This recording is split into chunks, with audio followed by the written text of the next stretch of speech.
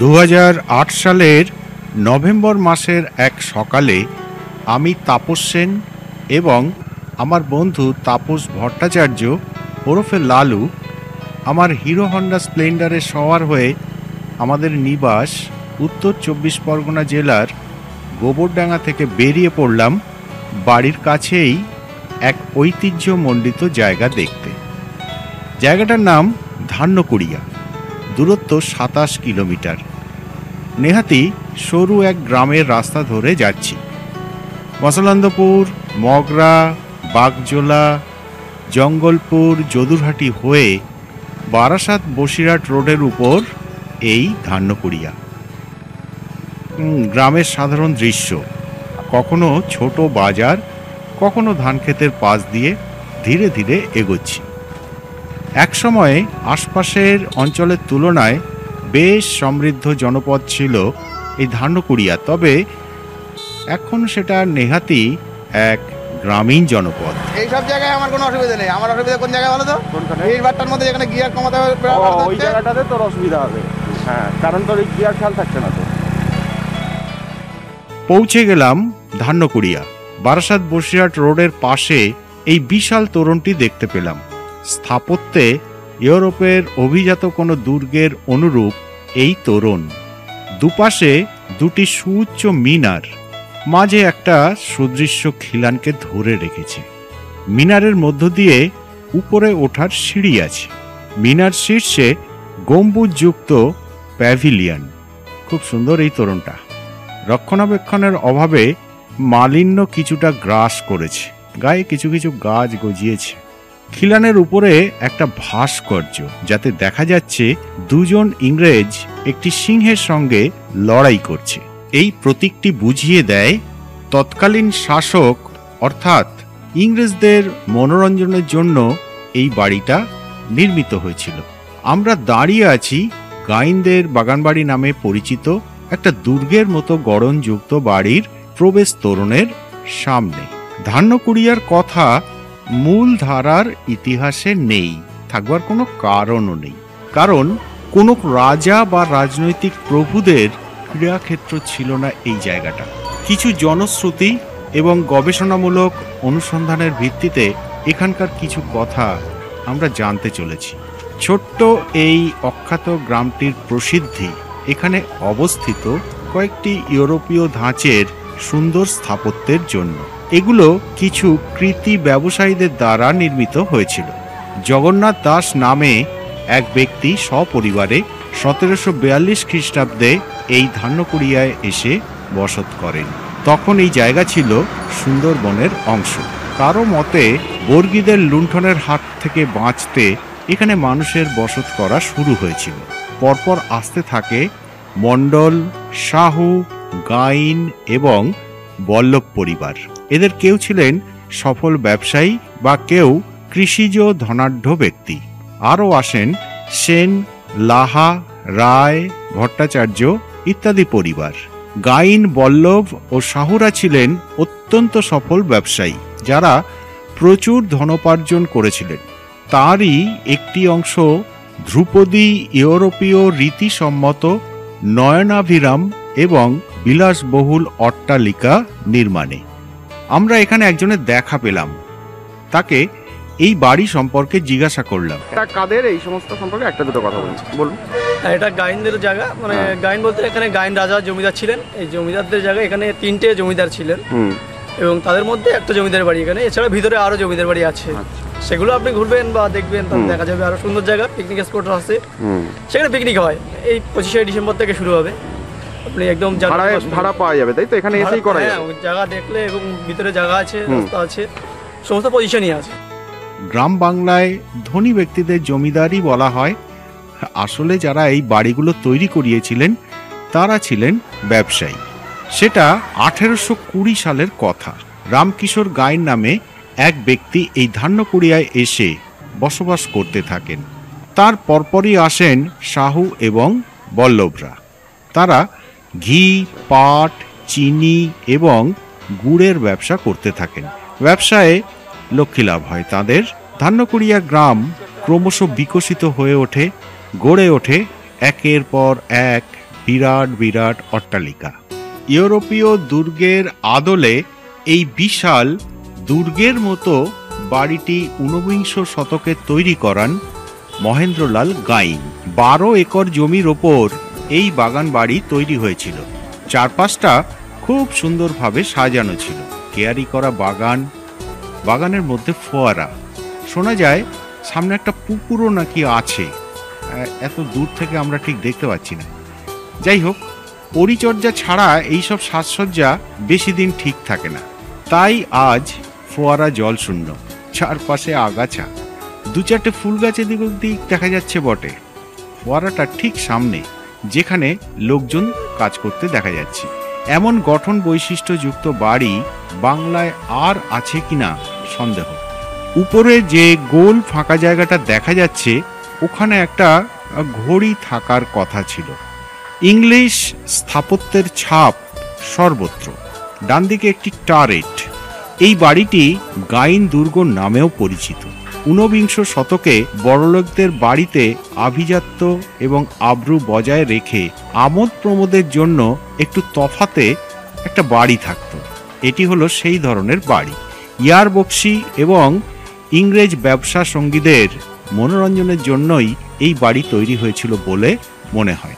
1960-এর দশকে বাংলা সরকার এই বাড়ি অধিগ্রহণ করে এবং এখানে একটি মেয়েদের অনাথ আশ্রম চলে। তাই ভিতরে ঢুকতে পারলেও চলাফেরায় কিন্তু প্রচুর বিধি নিষেধ আছে।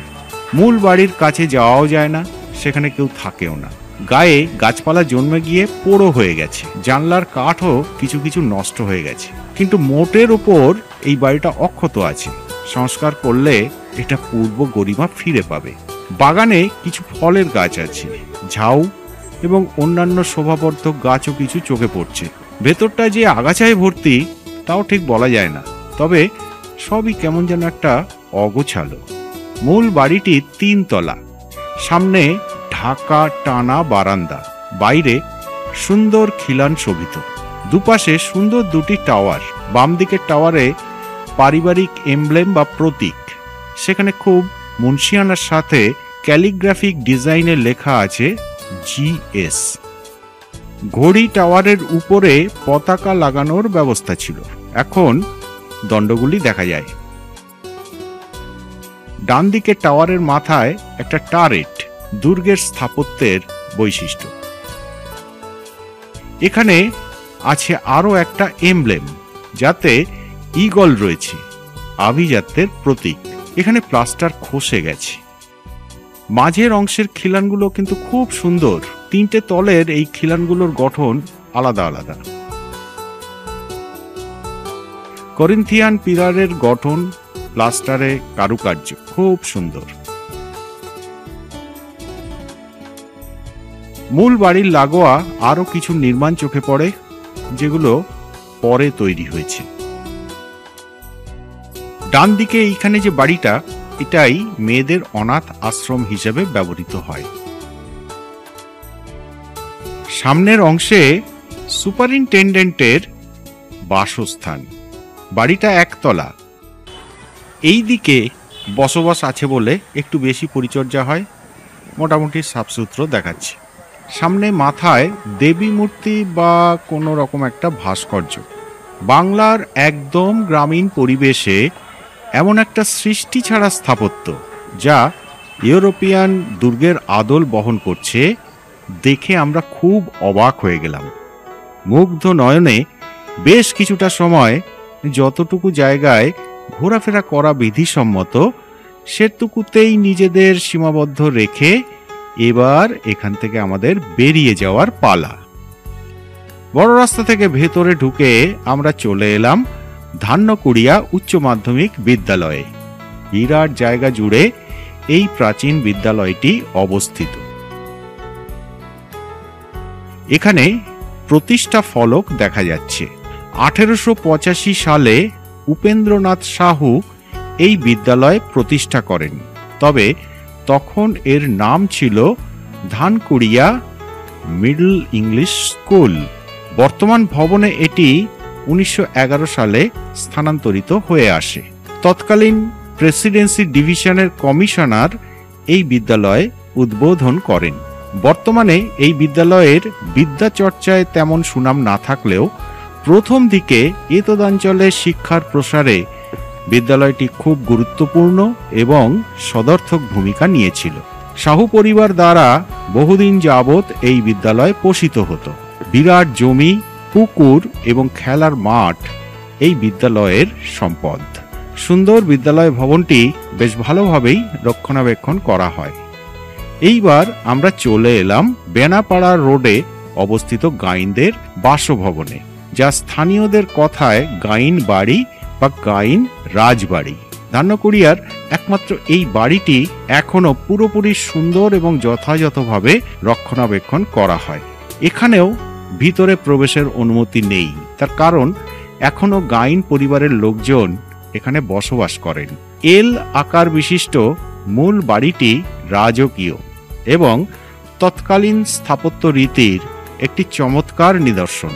বেশ বড় এলাকা জুড়ে এই বাড়িটা দাঁড়িয়ে আছে। সামনে সুন্দর সাজানো লন এবং ফুলের বাগান। বাড়ির এলাকাটি রাস্তার দিকে ঢালাই লোহার চমৎকার রেলিং দিয়ে ঘেরা বলে ভেতরটা বেশ সুন্দর দেখা যায়। এইটাই গাইন বাড়ি তো। বাদিকের স্থাপত্যটি হল নজর মিনার। এই চমৎকার প্রাসাদটির বয়স প্রায় 200 বছর। গোপীনাথ গাইন নামে একজন উদীয়মান ব্যবসায়ী এই ধান্যকুড়িয়ায় এসে সপরিবারে বসবাস শুরু করেছিলেন। এই চমকপ্রদ প্রাসাদটি গোবিন্দচন্দ্র গাইনের সময়ে নির্মাণ শুরু হয়। তার পুত্র মহেন্দ্রলাল গাইন 19বিংশ শতকের মধ্যভাগে এই প্রাসাদের অধিকাংশ নির্মাণ কাজ সমাপ্ত করেন। পরবর্তীকালে অবশ্যই আরও কিছু অংশ নির্মিত হয়েছিল। এই মহেন্দ্রলাল গাইন ছিলেন বংশের সবচেয়ে সফল পুরুষ। তিনি বেশ কয়েকটি চটকলের মালিক এবং বেঙ্গল চেম্বার অব কমার্সের একজন প্রভাবশালী সদস্য ছিলেন। পরিবারের অধিকাংশ সদস্য এখানে না থাকলেও যিনি থাকেন সেই মনোজিৎ গায়েন বাড়িটির সুন্দরভাবে রক্ষণাবেক্ষণ করে চলেছেন। তিনি পেশায় শিক্ষক এবং নেশায় সাহিত্যিক। একসময় বেশ কিছু এই ধরনের বাড়ি বাংলায় থাকলেও তাদের মধ্যে খুব কম সংখ্যক বাড়ি এমনভাবে নিজ গরিমা বজায় রাখতে পেরেছে। আমার নিজের শহর গোবরডাঙ্গায় বিখ্যাত জমিদার বাড়ি ছিল, যা এই বাড়ির তুলনায় অনেক বড় এবং জাঁকজমকপূর্ণ ছিল। কিন্তু আমাদের ছোটবেলায় 1990 সাল নাগাদ সেটি ভেঙে ফেলে জমি জায়গা সব বিক্রি করে দেওয়া হয়েছে। কেবলমাত্র জমিদারদের একটি আউট হাউস ছিল পাশেই, সেটি এখনো আছে, তার রক্ষণাবেক্ষণ করা হয়। সেটাকেই এখন জমিদার বাড়ি বলে চালিয়ে দেওয়া হয়। বাড়ির মূল অংশের সামনে 21টি চমৎকার পিলার আছে, যেগুলি বাড়িটিকে একটা রাজকীয় আভিজাত্য দিয়েছে। প্রবেশপথের মুখে তুলনায় সাধারণ একটা গেট। বাড়ির দুই কোণায় দুটি চমৎকার ডোমযুক্ত টাওয়ার আছে, যে দুটো বাড়িটাকে একটা বিশিষ্টতা প্রদান করেছে।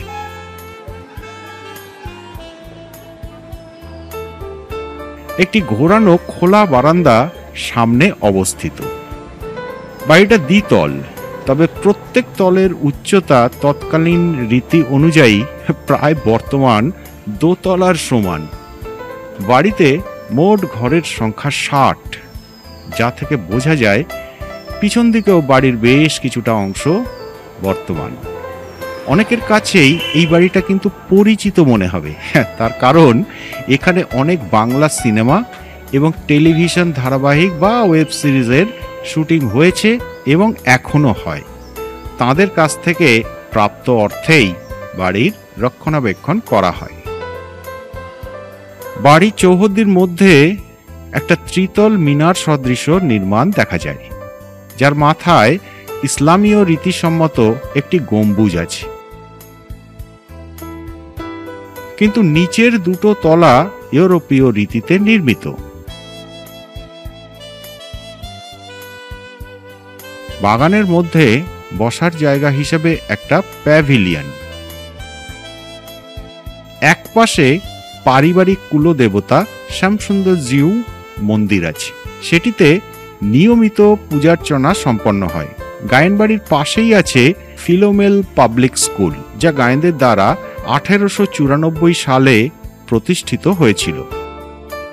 গায়েনদের প্রাসাদের প্রায় উল্টো দিকে আরও একটা নয়নাভিরাম প্রাসাদের দেখা মেলে, সেটা হলো শাহু বাড়ি।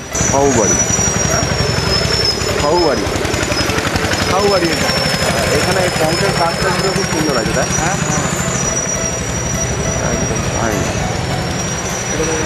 হ্যাঁ, প্রায় 200 বছর আগে পতিত চন্দ্র সাহু এই বাড়িটি নির্মাণ করান। সাহুরাও গায়েনদের মতোই অত্যন্ত সফল ব্যবসায়ী ছিলেন। এই বিশাল অট্টালিকাটি অবশ্য গায়েন বাড়ির মতো একটা সুসজ্জিত বাগান ঘেরা চৌহদ্দির মধ্যে অবস্থিত নয়, একেবারেই রাস্তার ধারে অবস্থিত। এই বাড়ির রক্ষণাবেক্ষণ ঠিক মতো হয় না। এখানে পরিবারের কেউই বসবাস করেন না। কেবলমাত্র দুর্গাপুজোর সময় তারা আসেন কলকাতা থেকে এবং এখানকার বিখ্যাত ঠাকুর দালানে জাঁকজমক সহকারে দুর্গাপুজো হয়। এই বাড়িটি আকারে খুব বড় এবং বিরাট এলাকা জুড়ে অবস্থিত।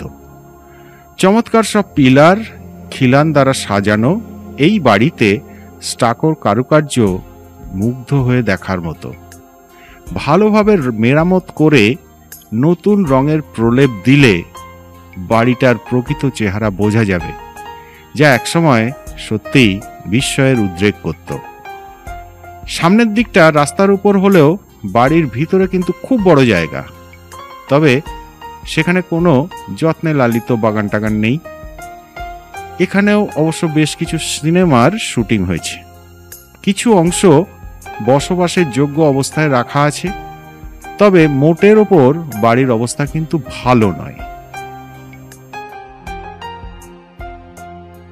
সাহুদের অট্টালিকার পাশেই সাহুদের বাগান বাড়ি, তবে সেটা তেমন একটা চিত্তাকর্ষক নয়। এইবার আমরা চলে আসলাম বল্লভ বাড়ির সামনে। আকারে গায়েন বা সাহুদের বাড়ির চেয়ে কিছুটা ছোট হলেও এই বাড়ির অলঙ্করণ কিন্তু খুব সুন্দর। সাহু বাড়ির তুলনায় এর অবস্থাও বেশ ভালো।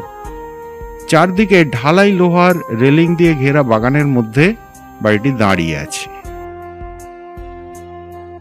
এই বাড়ির মাথায় অনেকগুলি দেশি এবং বিদেশি ছাদের মূর্তি বসানো আছে, তাই স্থানীয় মানুষ এই বাড়িকে পুতুল বাড়ি বলে।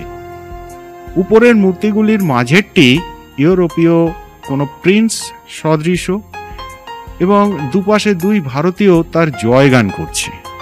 মনে হচ্ছে দেখে এইরকমই একটা ব্যাপার কিছু একটা হবে। স্পষ্টতই ব্রিটিশদের প্রতি আনুগত্য প্রকাশ করাই এই সজ্জার উদ্দেশ্য।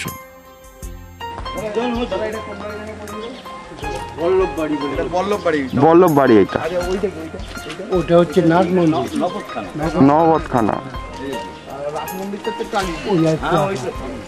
আরেকটা কি বাগান বলো, সাউদের বাগান। সাবধানটা হয়ে গেল, হয়ে গেছে, ওখানে কিছু নেই, ওষুধই হয়ে গেছে। ওইখানটা পিকনিক স্পট না ওটা? ওই বাগানগুলোর পরে হচ্ছে ভেড়ি। হ্যাঁ, একদম ওই ভেড়ি, ওই বাগানে একটা পোল আছে, খালও আছে, মাটির ভেড়ি। না, ওটা হচ্ছে সাউদের বাড়ি। সাউদের বাড়ি তুলেছি, তার আগের হচ্ছে গাইনদের বাড়ি তুলেছি। আর ওদের গার্ডেন হচ্ছে ওই সামনে, ওদের বাগান বাড়ি ওইটা। বাগান বাড়িটা দেখে এসছি। ওদের বাগান বাড়িটা হচ্ছে ওই ওখানে আছে। আর এটা পিকনিক করতে আসে। এটা কাদের বললেন? এটা বল্লভ বাড়ি। এটা মানে শ্যামবাজারের কালিকা মিত্র ওখানে টেকার ব্যাংক যায়, ও সব ওদেরই জয়েন্টে আছে। আচ্ছা, জমিদারি আলাদা। বাইরের দিকটা করিন্থিয়ান বা আয়োনিয়ান রীতিতে নির্মিত পিলার দ্বারা শোভিত। চমৎকার স্টাকোর কারুকার্য রয়েছে এই বাড়িতে। গাইনদের বাড়ি যখন তৈরি হয় সেই সময়েই শ্যামাচরণ বল্লভ এই অট্টালিকাটি নির্মাণ করেন, সুতরাং এর বয়সও প্রায় 200 বছর। সাদা এবং সবুজের সমবায়ে এই বাড়ির রঙের বাহার। এই বাড়িতে বল্লভদের কেউ স্থায়ীভাবে বসবাস না করলেও তারা বাড়িটিকে মোটামুটি ভালোই রক্ষণাবেক্ষণ করেন। ভিতরের অবস্থা দেখলে সেটা বোঝা যায়। বাড়ির অন্দরমহল বেশ ভালো অবস্থাতেই আছে। দুর্গাপুজোর সময় তারা এখানে আসেন এবং তাদের ঠাকুর দালানে ধুমধাম সহকারে পুজো করেন। এই বাড়ির কিছু অংশ এখন পরিত্যক্ত, সেই অংশের আর কোনো রক্ষণাবেক্ষণ হয় না। গায়েন বাড়ির মতো এখানেও চৌহদ্দির এক কোণায় একটা নজর মিনার আছে।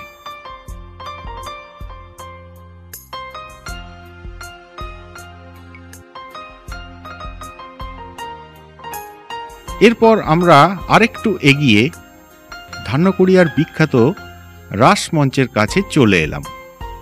রাসমঞ্চটি নবরত্ন রীতিতে নির্মিত একটা চমৎকার মন্দির। সারা বছর এখানে বিগ্রহ না থাকলেও রাস উৎসবের সময় রাধা কৃষ্ণ মূর্তি এনে এখানে খুব ধুমধাম সহযোগে পুজো হয়। ধান্যকুড়িয়ায় বৈষ্ণবদের প্রাধান্য ছিল আগে, এখনো এখানকার রাস উৎসবের সুখ্যাতি বজায় আছে।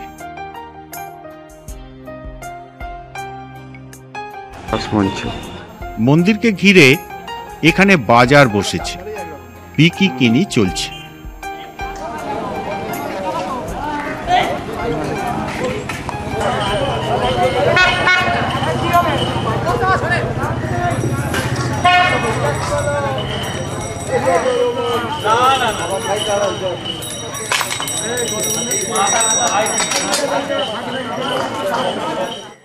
মন্দিরটি দ্বিতল, যার প্রথম তলের উপরে 4 কোণে 4টি চূড়া আছে।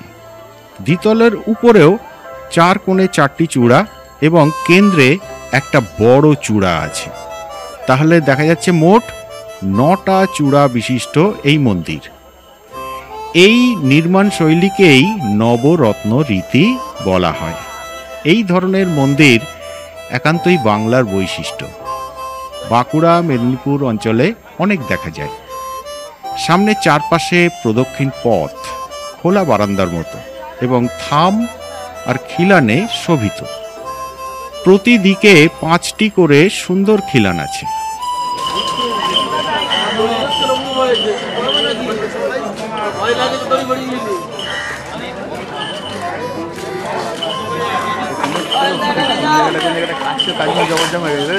ওটা ওই এতবার ইয়ে দিয়েছে, কলি দিয়েছে।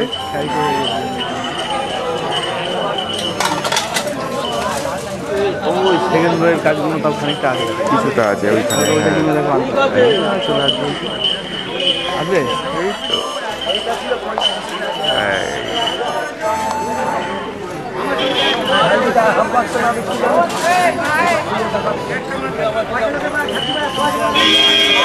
তাও ওটা জবরদম,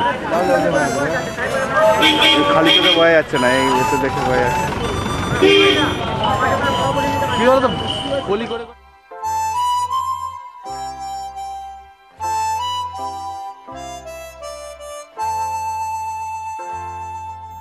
ধান্যকুড়িয়ার আরও একটা মন্দির এখানে দেখা যাচ্ছে, যার নাম রাধাকান্ত মন্দির।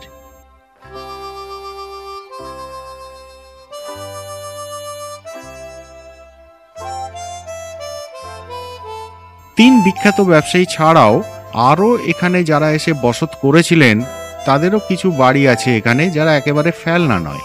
যেমন এখানে দেখা যাচ্ছে মুন্ডুল লজ। সব মিলিয়ে একটা শীতের সকাল এখানে কাটিয়ে আমরা বেশ আনন্দ পেলাম। এবার এখান থেকে আমরা চলে যাব কাছেই অবস্থিত চন্দ্রকেতু গড়ের দিকে, যা বেড়াচাপার কাছে।